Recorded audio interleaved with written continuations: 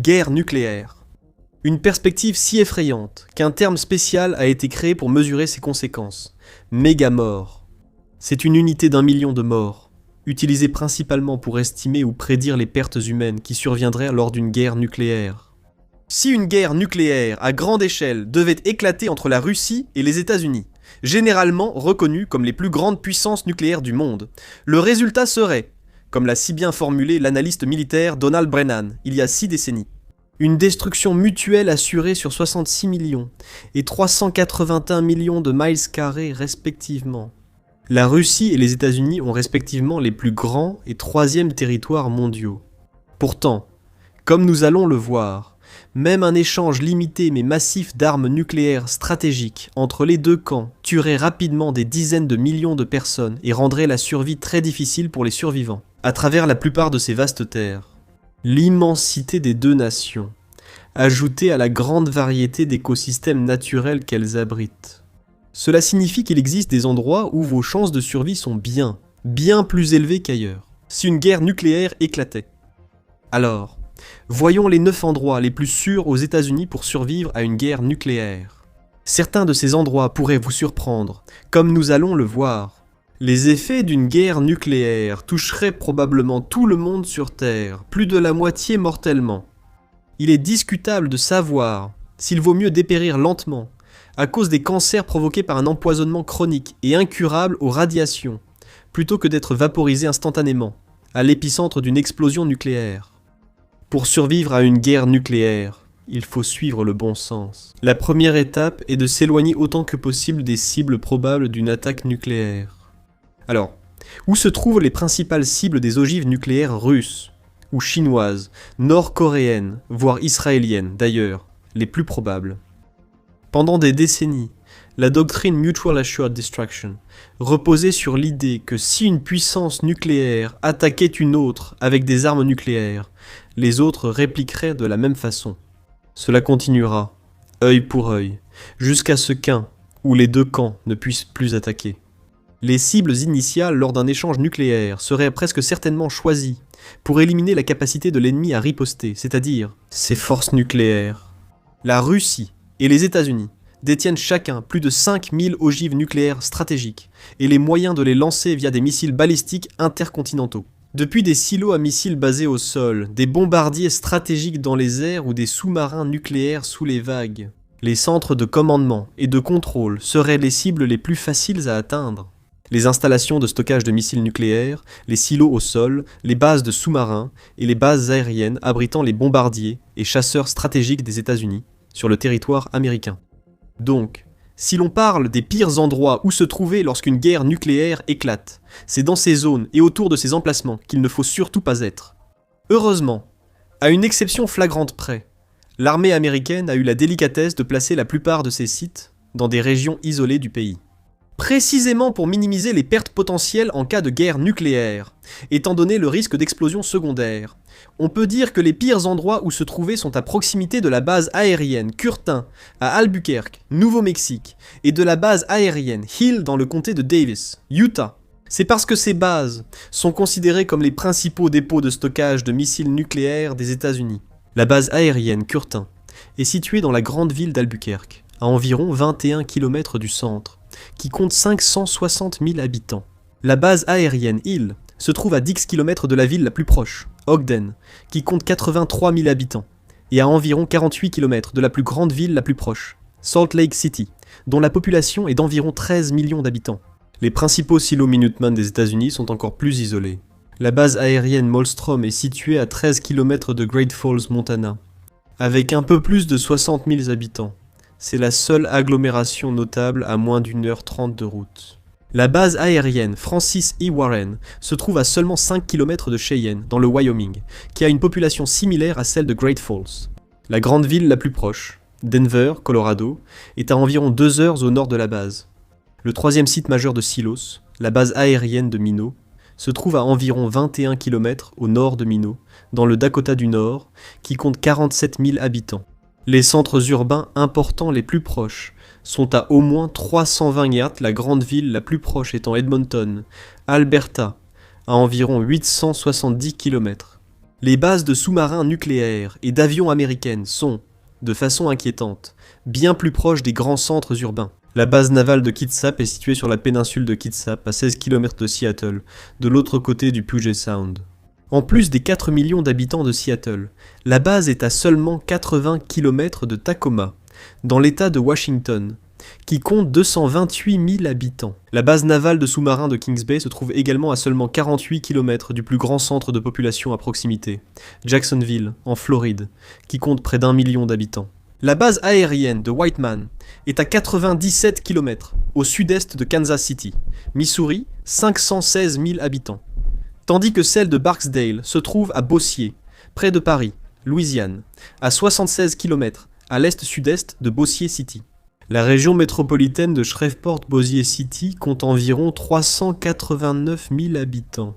Les 6 principaux centres de commandement et de contrôle nucléaire américains sont aussi, pour la plupart, éloignés de la foule. La station radar navale Jim Creek, par exemple, se trouve à moins de 6 km de la ville la plus proche, Arlington. Washington, qui compte 21 000 habitants mais à environ 1h30 au nord de Seattle, Washington, le plus grand centre urbain à proximité. À l'opposé du pays, l'émetteur Very Low Frequency Cutler est encore plus isolé, situé dans le comté de Washington, dans le Maine. Les villes les plus proches comptant plus de 30 000 habitants se trouvent à au moins 160 km. En revanche, l'émetteur Very Low Frequency Luolual à Hawaï se trouve à seulement 43 km du centre-ville d'Honolulu, qui compte environ 350 000 habitants. Le commandement stratégique des États-Unis à la base d'Ophir se situe à seulement 19 km du centre d'Omaha, Nebraska, où vivent environ 1 million d'habitants dans l'agglomération. La base de la Force spatiale Peterson, qui abrite le commandement de la défense aérospatiale de l'Amérique du Nord, c'est-à-dire le commandement de la défense aérospatiale de l'Amérique du Nord, se trouve à seulement 13 km du centre-ville. Colorado Springs, la deuxième plus grande ville du Colorado, compte environ 416 000 habitants, avec 630 000 personnes supplémentaires dans le comté environnant d'El Paso. Parmi toutes les cibles initiales pour des frappes nucléaires, le commandement de la défense aérospatiale de l'Amérique du Nord est probablement la deuxième sur la liste. La première, comme on peut s'y attendre, serait probablement le Pentagone, à Washington, district de Columbia, le cœur battant de la puissance militaire américaine. En effet, étant donné à quel point la puissance des États-Unis en général est concentrée dans cette ville.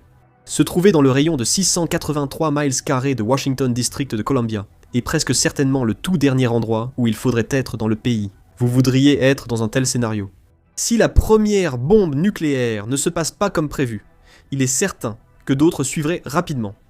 Cependant, tout bien considéré, si une attaque nucléaire contre les États-Unis se limitait uniquement à ces frappes contre les forces nucléaires américaines, de vastes régions du pays seraient suffisamment éloignées de l'explosion pour que la plupart des gens survivent aux effets initiaux. Explosion, boules de feu, vagues de chaleur et impulsions électromagnétiques. Mais à quelle distance est-on assez loin ? Eh bien, dans une certaine mesure, cela dépend de la puissance explosive de la détonation, et si l'ogive explose à l'impact avec la surface ou au-dessus de la cible. Pour maximiser la puissance d'une explosion nucléaire, l'idée est de maximiser la surpression mesurée en livres par pouce carré, ou psi en particulier, si vous pouvez atteindre une surpression de 5 psi.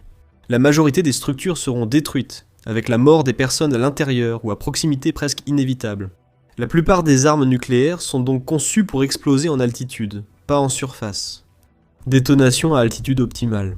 La hauteur maximise le rayon de la surpression de 5 psi, garantissant que l'effet de souffle couvre la plus grande zone possible de la cible à la bonne altitude. L'onde de choc se réfléchit sur le sol et se combine avec l'onde primaire pour former une onde plus puissante, appelée max dem. Ce faisant, cela augmente la surpression au bord de la zone d'explosion, selon Alex Wellerstein, professeur et historien de la technologie nucléaire.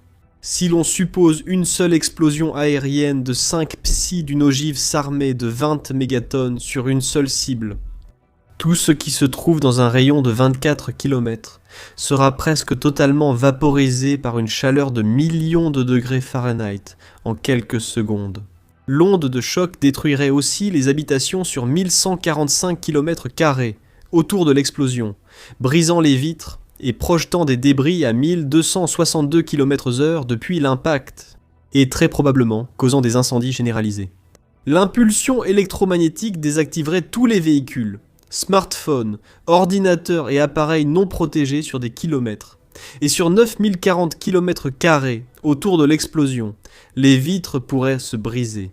Concernant la vague de chaleur, toute personne dans le rayon thermique, soit environ 6110 km² autour de l'explosion, serait à risque de souffrir. Des brûlures au 3e degré sur toute la peau pouvant entraîner des cicatrices sévères, des incapacités, voire une amputation. C'est peu réconfortant. Mais au moins, vous ne sentirez sans doute rien, vos nerfs ayant été détruits. Maintenant, 2360 miles carrés, c'est seulement un peu plus grand que le parc national des Everglades, ou l'État du Delaware, dont étant donné l'isolement de beaucoup de ces endroits. Des millions mourraient probablement lors des premières frappes, mais des dizaines de millions survivraient aux explosions initiales. Le problème, c'est qu'elles iraient sûrement plus loin. La Russie et les États-Unis peuvent lancer des centaines d'ogives nucléaires depuis des sous-marins dispersés dans les 139 millions de miles carrés d'océan terrestre. Même si chaque missile balistique intercontinental atteignait sa cible avec une puissance maximale, l'autre camp pourrait, et riposterait. Et si les Russes ont subi des dégâts majeurs, ils vont probablement passer à la frappe de grandes villes, d'infrastructures critiques et de bases et équipements militaires conventionnels. En l'espace de quelques heures, voire même de quelques minutes, tous les principaux centres du pays seront gravement menacés. Inutile de préciser qu'après s'être tenu bien à l'écart des principaux sites nucléaires des États-Unis, l'endroit le plus sûr où vous puissiez être est aussi loin que possible de cette seconde série de cibles. Mais où sont-elles le plus susceptibles de se trouver ? Les experts estiment que les infrastructures clés de villes comme New York seront visées, l'explosion provoquant des dégâts légers jusqu'à New Brunswick et Stamford. En fait, une grande partie de la côte Est, y compris Boston, Philadelphie, Richmond et Norfolk en Virginie, Savannah en Géorgie, ainsi qu'Orlando et Miami en Floride, seraient également des cibles privilégiées. Sur la côte ouest, la Californie serait largement affectée, notamment San Diego, Los Angeles et la région de la baie, de San Francisco à Monterey. Tout comme Portland, dans l'Oregon. Plus au nord, Phoenix, Las Vegas, Salt Lake City, Boise, Denver, Oklahoma City et Austin. San Antonio, Houston et la région de Dallas-Fort Worth, au Texas, seraient aussi des cibles majeures. Plus à l'est, Atlanta, Nashville, Chicago, Indianapolis, Milwaukee, Columbus, Ohio et Détroit seraient aussi probablement visés. Ces cibles disséminées dans le pays réduisent fortement le nombre de lieux épargnés par les explosions initiales. Ensuite, il faut s'inquiéter de l'empoisonnement aux radiations causées par les retombées. Dans 15 minutes, les premières particules de retombées atteindront le sol et se propageront vite, transformant les villes ciblées en vastes zones touchées. La Californie et la côte de Nouvelle-Angleterre seraient presque toutes menacées. L'État entier de Floride serait également dans une situation difficile, mais très probablement en train de se précipiter pour évacuer, tandis que le reste de l'Est des États-Unis lutterait contre les retombées, allant de mineurs à graves. Mais cela ne s'arrête pas là, en raison de l'imprévisibilité des courants de vent. Il est probable que, où que vous soyez dans le pays, vous deviez vous confiner plusieurs jours ou semaines avant. Il est sûr d'être exposé à l'air extérieur dans les zones proches de l'explosion. Si la radioactivité dépasse 1 sievert-heure, il faudrait rester 3 semaines en abri pour survivre. Dans les zones où la radioactivité atteint 0,1 à 1 sievert par heure, il faut rester 1 à 3 semaines en abri. Dans les zones de retombées mineures, 0,01 à 0,1 sievert-heure, il faut rester à l'abri. 2 à 7 jours. Même dans un environnement radioactif assez sûr, les vrais défis de la survie à long terme commenceraient seulement. L'explosion nucléaire provoquerait un refroidissement global et réduirait les rendements agricoles, non seulement aux États-Unis, mais dans le monde entier. L'énorme quantité de poussière et de suie dans la haute atmosphère menacerait de famine environ 90% de la population mondiale en quelques mois. De plus, en raison de l'énorme quantité de retombées radioactives rejetées dans l'atmosphère, la production alimentaire ne reviendrait pas à la normale avant au moins 10 ans après les explosions. Les humains devront sans doute choisir entre nourrir le bétail ou eux-mêmes avec des réserves de céréales en baisse. En outre, la sécurité du pays s'effondrera sans doute à cause du carnage des explosions, des infrastructures détruites et des pertes humaines massives. Vous pourriez affronter des bandes de pilleurs et divers scénarios dystopiques, alors que des millions de survivants deviennent toujours plus désespérés. Les endroits les plus sûrs aux États-Unis en cas de guerre nucléaire, qui serait probablement terminée en quelques heures, seront non seulement les lieux les plus éloignés des zones d'explosion et de rayonnement, mais aussi ceux où l'accès à la nourriture et à l'eau, des communautés solidaires de survivants et d'autres moyens d'autosuffisance sont disponibles. Cela concerne des États comme le Maine, surtout dans les zones très éloignées de l'émetteur Very Low Frequency de Cutler. Comme mentionné précédemment, la station émettrice sera probablement l'une des cibles initiales. Avec son littoral accidenté, ses forêts denses et son étalement urbain limité, le Maine offre une isolation et une autonomie que peu d'États peuvent égaler. Avec son abondance d'eau douce, ses terres agricoles et ses communautés de pêcheurs favorisant la survie à long terme, des régions rurales comme le comté d'Aroostook offrent de vastes étendues, faiblement peuplées, qui semblent idéales pour traverser un hiver nucléaire. Également dans le nord-est du pays, le Vermont est l'un des meilleurs endroits où se trouver, l'isolement de l'État étant sa plus grande force. Petit, verdoyant et éloigné des villes, le Vermont, avec ses collines et forêts denses, offre un abri et des ressources naturelles. Des rivières propres, des terres agricoles fertiles et une faible densité de population avec des communautés rurales soudées. Pratiquement tout l'État n'est pas seulement sûr, mais aussi durable, même dans les scénarios les plus difficiles. Les grands paysages et la faible densité du Montana offrent des avantages comparables. Ces anciens silos à missiles de la guerre froide sont aujourd'hui pour la plupart désaffectés. Ainsi, les régions sud de l'État, éloignées de Kansas City et Saint-Louis, probables cibles nucléaires, sont presque aussi loin des épicentres que possible. L'isolement de l'État, la pureté de l'air et de l'eau, ses infrastructures résilientes et la protection des vallées et montagnes en font l'un des lieux les plus sûrs. Pendant et après un échange nucléaire, le Dakota du Nord est un autre État qui abritait autrefois des silos de missiles nucléaires qui ont depuis été désaffectés. Aujourd'hui, il est principalement agricole et peu peuplé, ce qui le rend à la fois négligé et résilient en tant que lieu de survie. Ces paysages ouverts permettent une mobilité facile et un accès aux terres agricoles, à l'eau et à l'énergie éolienne, tandis que sa position centrale minimise les risques côtiers. Le problème principal ici, c'est le froid extrême, surtout en hiver nucléaire. Si vous supportez le froid, la simplicité et l'autonomie du Dakota du Nord en font un refuge idéal face à un monde façon Mad Max. Cela pourrait suivre une confrontation nucléaire majeure sur la côte ouest. L'est de l'Oregon serait sans doute le lieu le plus sûr, le plus éloigné de Portland au nord et Sacramento au sud. Outre sa beauté naturelle, l'intérieur de l'Oregon est bien protégé des principales zones de frappe et propose des plateaux boisés et vallées fertiles, idéales pour une vie autonome. Le climat modéré, les ressources agricoles et les lacs d'eau douce favorisent une survie durable. Les régions intérieures de l'État sont protégées des pires retombées des frappes sur Portland et Seattle par les barrières montagneuses. Dans l'ensemble, l'équilibre de l'Oregon entre accessibilité, environnement et culture de la préparation en fait l'un des coins les plus résilients du pays. Les régions périphériques de l'Idaho présentent des avantages similaires. Cependant, il vaut mieux ne pas être trop près de Boise, qui serait probablement une cible. Les chaînes de montagnes et forêts isolent géographiquement l'État le long de ses frontières avec le Nebraska, le Dakota du Sud, le Wisconsin et le nord-ouest de l'Illinois. La nature sauvage, la faible densité, les terres fertiles et les sources d'eau douce de l'Idaho rural assurent l'autosuffisance. Bien que les petites villes soudées favorisent la résilience communautaire, les vastes terres publiques de l'État facilitent également la recherche d'un abri ou le déplacement. Une grande partie du Wyoming, surtout au nord, loin de grandes villes comme Salt Lake City et Denver, est aussi considérée comme l'un des endroits les plus sûrs. Avec ses vallées, ruisseaux et pâturages, l'État offre les ressources pour survivre à long terme.